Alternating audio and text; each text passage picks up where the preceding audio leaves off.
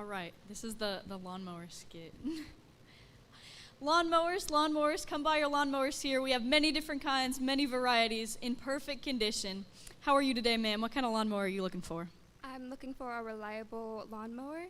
We got many of reliable lawnmowers to choose from. Any of them catching your eye? Ooh, this one?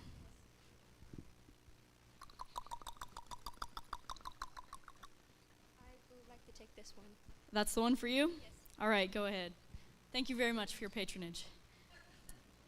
Next customer, please. Hello, sir. You looking for a lawnmower today? What kind of lawnmower? A rough one. A rough lawnmower. Got a couple options here. This one. That's the one for you. Next, please. We still got some outstanding lawnmowers here for sale. Hello, ma'am. What kind of lawnmower are you looking for?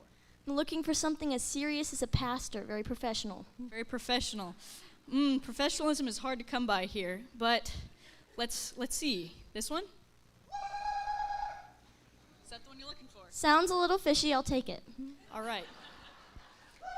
Next, please. Hello, ma'am. What are you looking for today? I mow my lawn at 2 a.m., so I need something silent. 2 a.m. lawnmowers. We're running out of options here, but you got a couple options. I'm going to try this one. This one? You know what? It'll work. I don't even like my neighbors. Okay. Sounds good. All right, one last lawnmower. Are you still looking for one? A very good lawnmower. What's your best lawnmower? Our best lawnmower. This is our racer lawnmower right here. The Racer 5000, actually. He is top tier. Best model we own, actually. So go ahead and give him a try. All right, let's see how this thing works. Doesn't seem to be working very well. Looks like he's having a little bit of trouble starting up. So I'm gonna need some help from a volunteer out here. Anybody looking for? You there? You look like a professional lawnmower user. You look like you know how to start a lawnmower. Yeah. Can you help us out by starting this lawnmower?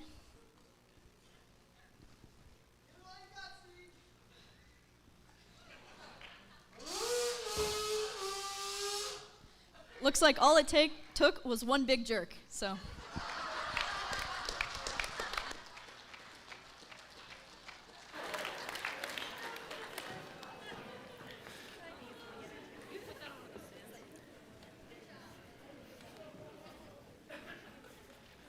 All right, well, good morning, Fairfield. We had a little bit of fun this morning with that skit, if you guys couldn't tell. Thank you, Steve, for being the butt of our joke. There was no truth to that whatsoever, I promise, okay? But first off, thank you guys so much for coming to Youth Sunday. What an amazing privilege it is just to serve our church and just show that we are still an active part as well. And so to get going this morning, we started out with a video for our middle school. We took them to Defy, not this past Wednesday, but the Wednesday before. Also, just to kind of show you guys that, I still got it. So, yeah, I can still keep up with them, So we got that going. This past week, we even had a high school event. We had a game night. We played sardines quite a bit around the building. Anyone out there know what sardines is by chance? A handful of you? Okay, yeah. I like the emphatic yeses. All right. Oh, another? Okay, yeah. And also, it is great. It is great. So basically, it's like reverse hide and seek. And also, you're staring at the sardine champion from that night. I was hiding for like a good half an hour. I was hiding right behind here. I kind of crammed myself right in here, just kind of like stuck myself in there, just kind of, really kind of tight in there. And I heard them walking around like, he's 6'4", he can't be that hard to find. As they're walking 10 feet in front of me. And of course, I'm just sitting there going, little do you know, little do you know. But in case, I think I also forgot to do an intro. In case you guys don't know who I am, my name is John Cleespies. I'm the youth pastor here at Fairfield.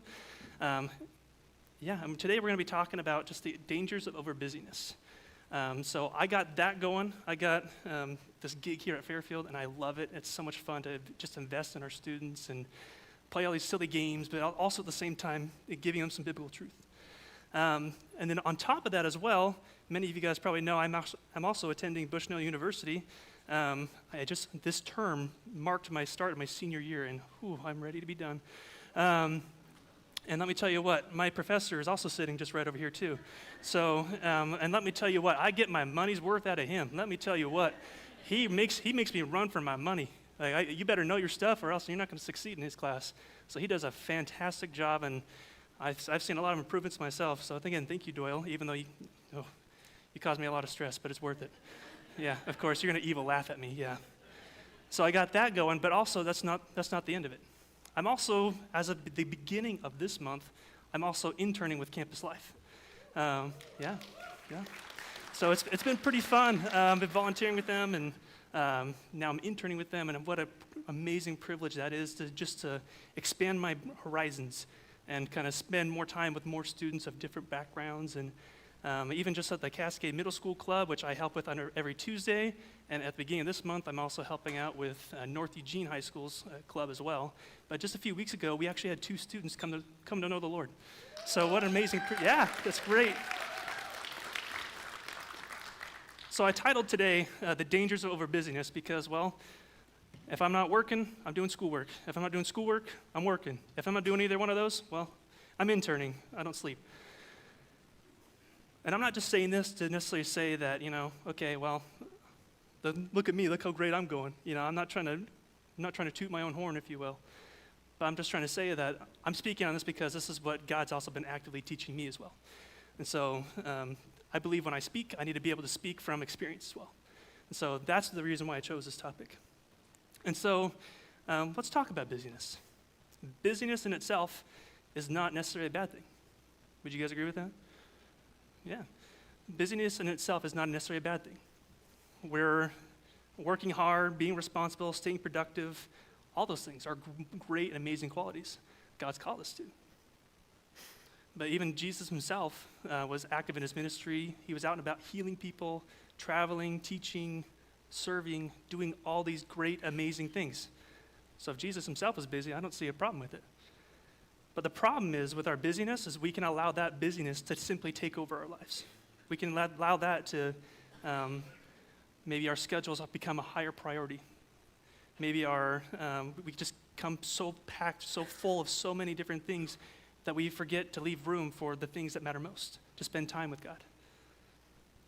And so the real danger is that busyness in itself can disguise itself as faithfulness.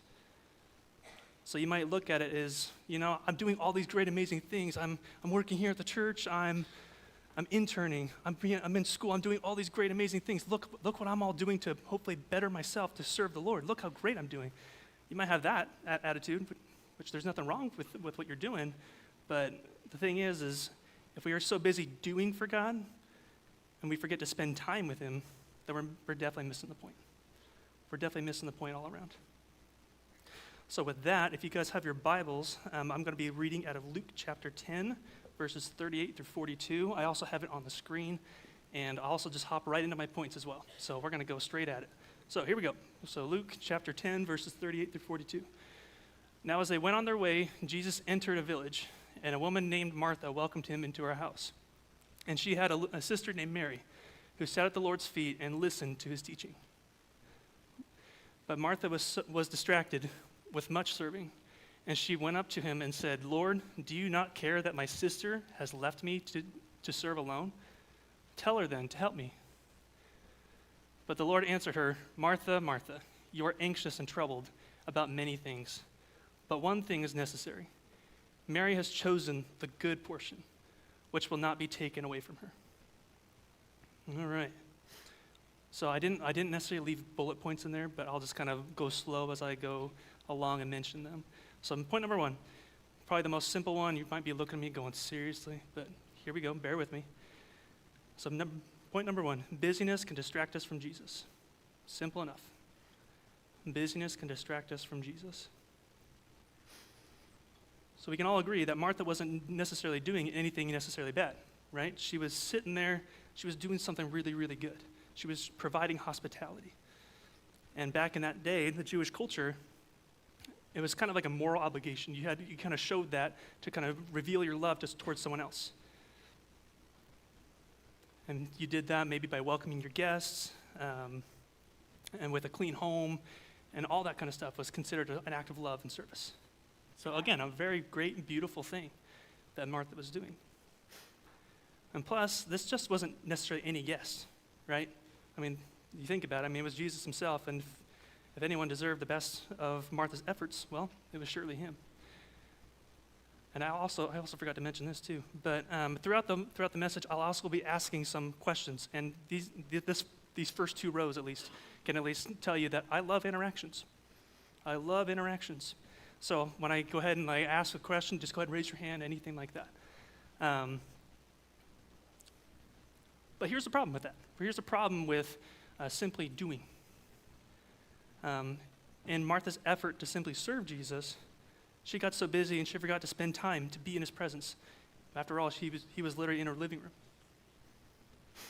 And I can only just imagine the scene. Martha is doing everything, rushing around, maybe fluffing a few pillows here and there, and maybe running across the other side of the way, maybe preparing the food, whatever's going on there, maybe even setting the table, getting all these great, amazing things, providing for Jesus and the company. She's so consumed with everything that she's doing. And Mary is just kind of sitting there. She's sitting there at the feet of Jesus.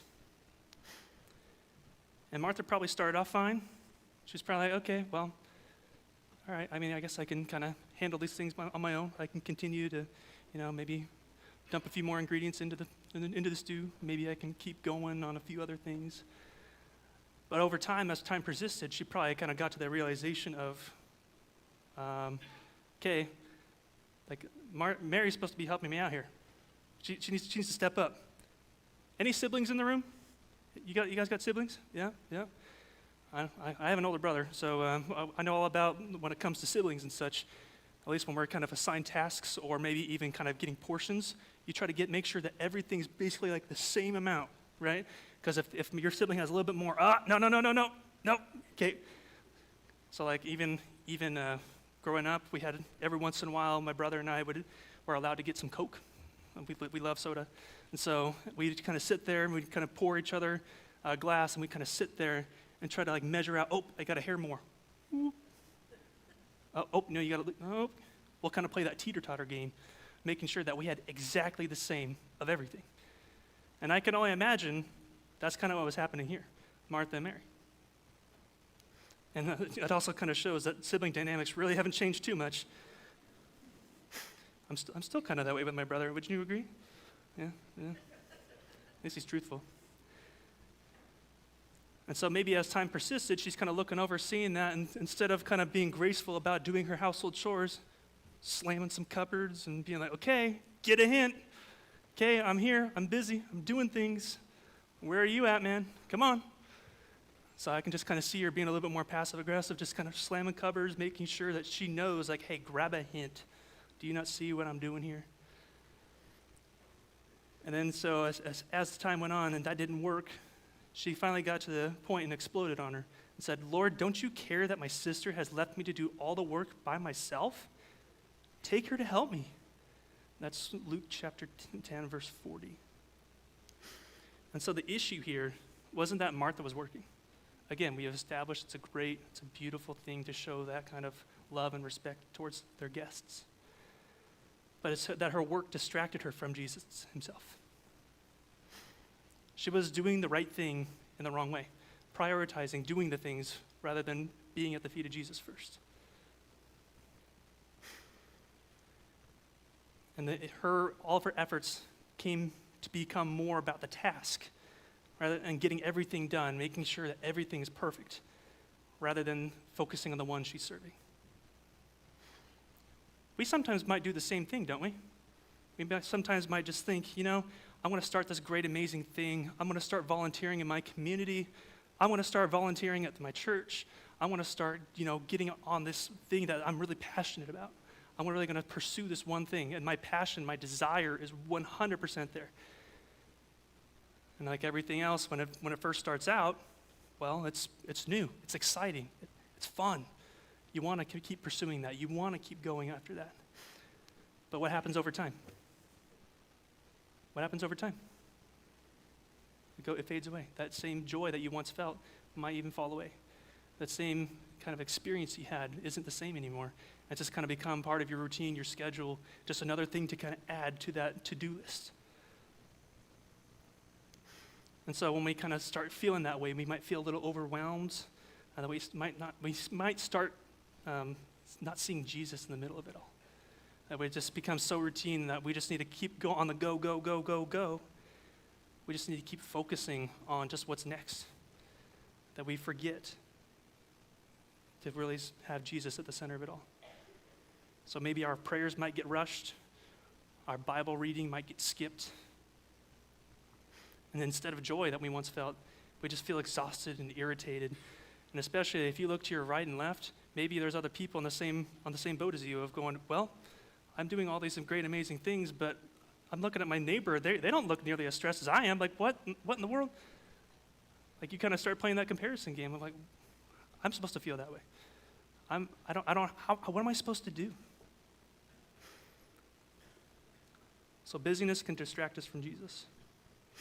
Number 2, resting in Jesus is the better choice. Resting in Jesus is the better choice. So Jesus responds to Martha with both compassion and correction in verse 41. And so it says, Martha, Martha, you are anxious and troubled by many things, but one thing is necessary. Mary has chosen the good portion, which will not be taken away from her. And again, Jesus reiterates again, it's not Martha's work that was bad. He simply said that Mary had chosen what is simply better. Mary has chosen what was better. And Jesus wasn't by any means dismissing Martha's hospitality, but he was simply redirecting her to focus on what mattered most, and it's time in his presence. Time in his presence matters far more than whatever else we have going on around us. And so Mary chose to sit at Jesus' feet, prioritizing time with him over the demands of life. She knew that she had all these other things going on. Maybe it's taking care of other housework, whatever else is going on. She knows all the responsibilities she has. She knows all the different kinds of things that she needs to get going and doing. But the thing is she acknowledges those. Like, yeah, okay, those are great, those are important. But this is my time to fill up. This is my time to spend with God.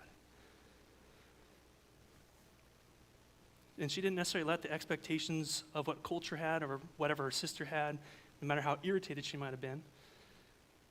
She didn't let her sister's frustration or even her own sense of duty pull her away from simply being with Jesus. How often do we do that? How often do we kind of see that, I have all these different things going on, I'm going to prioritize that. Instead of, I'm going to simply put everything away, put all distractions away, let me just sit down and just have this time with God. We need to make sure that it's a regular part of our daily lives, a regular part of our weeks, to really spend that necessary time with God. And again, the key issue in this passage wasn't that Martha was serving. It's that she was first doing for Jesus, rather than, unlike Mary, she was being with Jesus first. Both are very important. It's important for us to continue to pour out and serve and bless our communities in whatever way, capacity, based off your gifts. But the thing is one of those things have to come first. Being with him has to come first. Period. And Jesus said that work, it wasn't bad. But he simply said it must come in a place of rest in him. We are to serve out of relationship with him. So think about it like a smartphone, okay? We all have these magical rectangular boxes that I barely know how to work. As a 24-year-old dude, I'm probably the most technologically illiterate person you'll ever meet in your life. Like, I don't know hardly how to operate that dumb thing. I just know how to call and text people and occasionally check some sports games.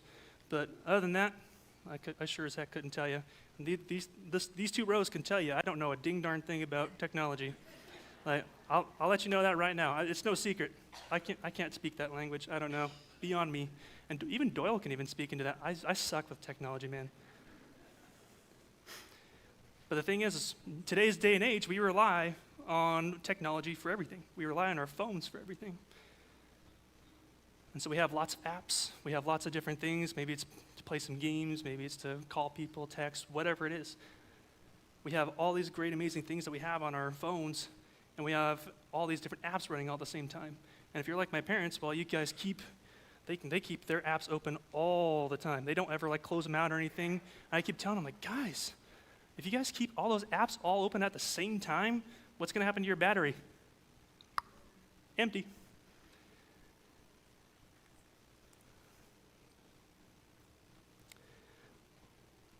And so sometimes you need to run some apps at the same time. Sometimes you need to have all these different things kind of going all at one time. But the thing is if you don't charge your phone, if you don't have all these different things kind of going with your phone, it doesn't matter how many apps you try to run, and eventually it shuts down, right? We can't use it. The phone is no longer good. It's no longer intended for its purpose anymore. And the same is true for us spiritually. If we aren't regularly charging through our time with Jesus, we'll eventually burn out. We can only serve well when we are first filled with him. We need to first be filled with him before we serve, before we have that pouring out. And again, Jesus here isn't necessarily asking us to stop serving. Serving is such a beautiful and wonderful thing, hence why this year is a ministry year. Serving, ministering is such a great, amazing, beautiful thing. But the thing is what Jesus is asking here is, he's asking us to stop serving without him. He's asking us to stop serving without him. So when we operate from a place of rest in him, our work becomes an overflow of his presence and not just drained effort to keep up. Because that's the whole point, is when we set time apart away from him, stillness is all about presence. It's all about being filled. It's all about what God's doing and working in our lives. And so learning to be still before God allows us to receive his peace and direction rather than being consumed by stress, consumed whatever other things we have going on in our lives. So Psalms 46:10 says, "Be still and what? Be still and know that I am God." And that passage is referring to God being a fortress. And so if we remain inside that fortress, if we abide, I know that's, you guys laugh at me because I love that word. If we abide in God and we allow him to protect us and speak into our lives and allow him to fully have our attention, from there we're able to serve, and we're able to reveal God's love through us. And again, stillness isn't necessarily isn't about inactivity. We might have the direct association of, well, stillness, well, I'm not doing anything, I'm not being productive. But stillness is a lot more about presence. It's about the presence with God. It's making space for Jesus in a world that's constantly telling us to do more. This world is constantly telling us, go, go, go, go, go. Anyone else live that go, go, go lifestyle? So I sure do. Yep. If I don't have something to do, it's like, well, what am I supposed to do with my life? What I need to occupy my time with something. I got to keep going. But the thing is God isn't impressed by how many things we can balance all at once. You might impress your friends. It might look pretty cool to them. But the thing is God's not impressed by how many things we got going, because after all, he's after our hearts. That's the thing he cares about most. He wants to pour into us, teach us. We need to lean into him. So that was, see, I was telling you how bad I am with technology. It just freaked out on me. So let me get back to where I was. Yeah, thank you. Too many apps open. Man, it's almost like you guys are listening. Wow. Would you look at that? So when we slow down and simply just sit with him, sit with Jesus, we remember that our worth isn't in what we do or how much we do. We might think it is. We might think that, if we have all these different things going, that our world's going to just keep going round and round. But our identity is who we belong to. Who are we truly serving? We don't want to do it for our purposes. We don't want to do it simply just to say, well, look how great I'm doing. Look how many great, amazing things I'm doing. But first, take a look at who we belong to. Why are we doing the things we're doing?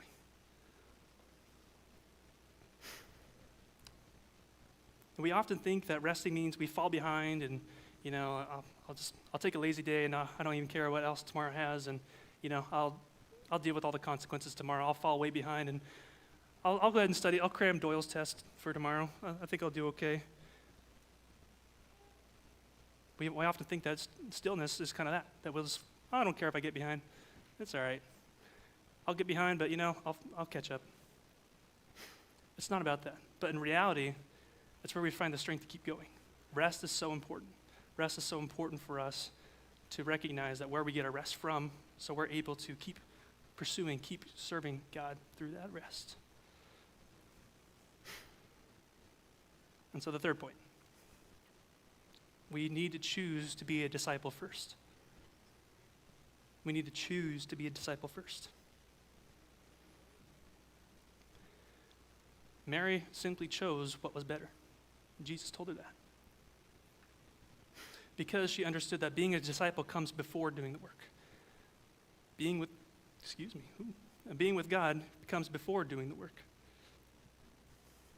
She didn't neglect the tasks of daily life. She's very well aware. But she knew that learning from Jesus had to come first. Learning from God had to come first. Think of it like training for a marathon. How many runners do I have out there? Okay, just a few. Well, I think you're crazy because no one runs for fun. The only time I ever run is when I actually chase after a ball, or I'm shooting hoops, or all that kind of stuff. That's the only time appropriate to run. If you just run for fun, there's something wrong with you. I'm sorry. I won't change my mind. But the thing is tomorrow, if I decide to wake up and be like, you know what? I'm going to decide to run a marathon today. Which, first off, I'd probably check myself into some institution because, my goodness. I don't necessarily just decide to get up tomorrow morning and just decide, okay, I can totally run a marathon. I can totally go ahead and, keep running and keep going. I can complete this. I have this great, amazing task I set myself up for.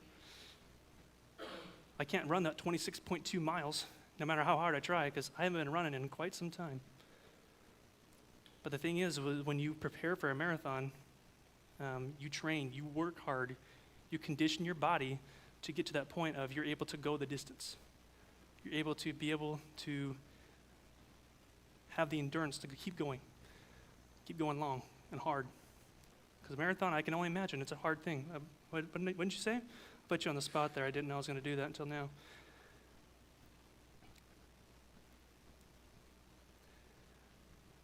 But if you skip your training, no matter how determined you are, no matter how much in your mind you say you have it, and you're ready, in your head, you're ready to go, I won't be able to finish that darn thing. There's no shot. I probably wouldn't even make it a mile. Let's be real here. And likewise, if we skip time with Jesus in our effort just to simply do things, if we just need to go ahead and check that one thing off our box, we'll quickly burn out. We won't be serving out of a position of love and overflow of Him. And so being a disciple first means we sit at His feet first. So our service flows from a place of relationship and a great love and a desire to want to keep pursuing God. Keep pouring out what He's instilled in our hearts. And a disciple of Jesus sits at the feet of their teacher, listening, growing, aligning their life with the teachings of the teacher. And this is simply what Mary was doing. She was seeing the need, the desire to sit and grow, to glean off of His wisdom, to glean off of everything He had to say. And she wasn't just sitting there physically near Him. She wasn't just intentionally just being, this sounds like a cozy place. She was actively learning from him, actively gleaning off of him. That's what we need to do. We need to be able to recognize that it's not just time to sit, get comfortable, and we're sipping on our cappuccinos. But we need to be able to glean and listen to him. And so the thing is if we're too busy to listen, if we have all these great, amazing things around us and our focus is 100% on that and that alone, if we're just too busy to sit at his feet, we might be running in the wrong direction. We might be running the wrong race. And in this day and age, busyness can also give us the illusion of accomplishment. We check our things off our to-do lists. We have a list 1,000,000 miles long. We serve in different ways. We are constantly, just on the go. We're just having to fulfill our go, go, go, go, go lifestyle. But if we aren't following Jesus first, we're missing the point, friends.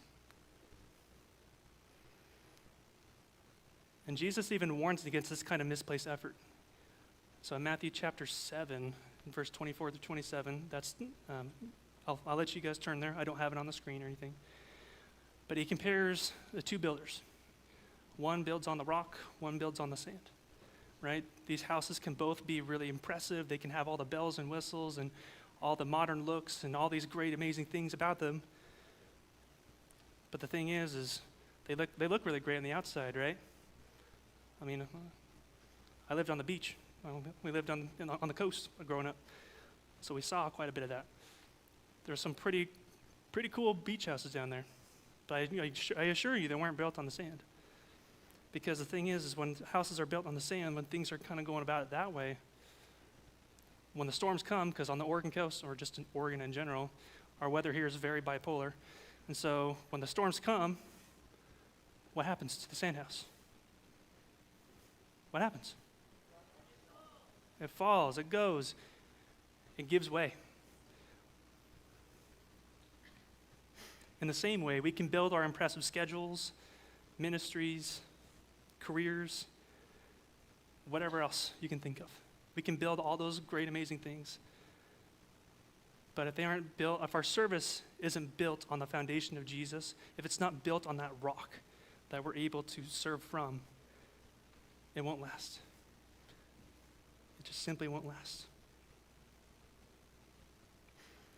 True discipleship requires putting Jesus above our schedules and our responsibilities. I'm not just saying that to say that you need to neglect your responsibilities and obligations, but it just simply means that we need to reorder them so we're able to have Jesus at the center of it all.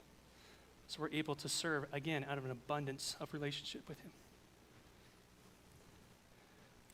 And so sometimes that might even look like, I'm going to say no to some of the good things I might have really prayed for and really wanted. And I had to say no to those things. Simply to say yes to the best thing. Because it's good right now, it's really good right now, but if I were to really kind of seek what God's pursuing, and even though, I've wanted this for a very long time, if I say no to it, it might be really, really hard in the time, but I tell you what, better things are coming. Better things are coming. And maybe that even means maybe declining an extra commitment, something that you've been really passionate about, looking forward to, simply so you can have more time for prayer and rest. Because I tell you what, I've been on the go for quite some time. Since I started working or going to school at Bushnell, there we go, not working. Man, I've been on the go, and it's just been so valuable to just keep moving, going forward, and just really keep myself occupied. But the thing is if I don't operate out of that rest, if I don't operate out of that relationship, and that rest that God provides, I've been missing the point.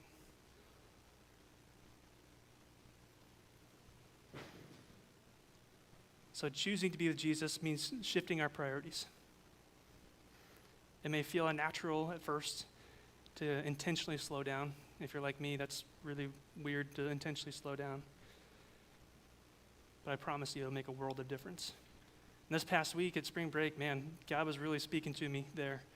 Because this past week I didn't have classes, I didn't have internship, I didn't have all these other things kind of going. But as I was preparing this message, I was like, man, God's really speaking to me right now. I really need to be operating out of a place of rest. And so when we slow down and intentionally sit with Jesus, we realize that the things that we once thought were urgent, the things that were, I have all these house chores, I have all these other things I need to keep moving and going with, those may seem urgent at that point in time, but you'll come to find out that maybe they're not as important as you once thought they were. Because serving God means you need to first be in relationship with him. We need to, Jesus invites us to abide in him first. And so this week, just intentionally set aside time to be with Jesus. Not to simply just work for him or anything like that, but reflect on how you can reorder your life to be around his presence. It may be strange, I know. It may be strange to be like, well, I'm already doing that. I've been doing that. What you talking about? But the thing is we need to prioritize that relationship first. That could mean waking up earlier, and that sounds like a terrible idea to me because I am not a morning person. It could mean, at midday, at my lunch break at work, I want to take that time, spend time with Jesus. It can look like a great many different things. And that's also why this year, I love that this year's a ministry year. I love that this year's a ministry year. Because last year we talked about, last year was a discipleship year. We talked about in order for us to serve, we need to be able to have that life, that fullness of God that he's pouring into us, and so that way we're able to, again, serve out of that relationship with him. That's what discipleship's all about, is that we need to be able to first develop that relationship with him, seek his guidance, seek his wisdom. What kinds of things are you telling me? What kinds of things are you trying to teach me? What are my gifts? Discipleship comes by intentionally sitting and being with God. What kinds of things are you trying to tell me? That's what all last year was about. And this year, 1 Peter 4:10, God has given each of you a gift from his great variety of spiritual gifts. Use them well to serve one another. Out of that relationship, out of that discipleship that we had with Christ. In what ways can you serve? How will you serve? What kinds of things has God been telling you, teaching you? How are we able to operate out of that place of rest? How are we able to operate out of that abundance of relationship? Last year was about abundance of relationship. Now it's taking action on that relationship. What kinds of things can I do to step forth and serve and pour back into the kingdom of God? So the invitation for this morning is this. Are you more like Mary or Martha right now? Are you so caught up, so busy and doing all these things? Well, I've got homework. I got to study for this test. I got to write this paper. I got to stay focused on this. I got to keep going on this. Like just all the things, all these lists keep piling up, and there's just so many different things to do. So that way your relationship with Christ is kind of sidelined, that you don't have it all together. Are you like that? You're just kind of prioritizing your go, go, go lifestyle, that you can't necessarily sit and focus your relationship with God? Or are you like Mary? Are you able to say, yes, I have a lot of great important things going on in my life, but first thing needs to come first. My relationship with Christ needs to come before anything else. So that, church, is what I'm telling you this morning. Operate in service out of an abundance and a love of Christ. Be discipled first, then choose to serve. We need to have that kind of service out of relationship. Would you go ahead and stand with me as we close in worship this morning? Thank you guys again so much for allowing our youth to lead, and what a true privilege it is to be here this morning.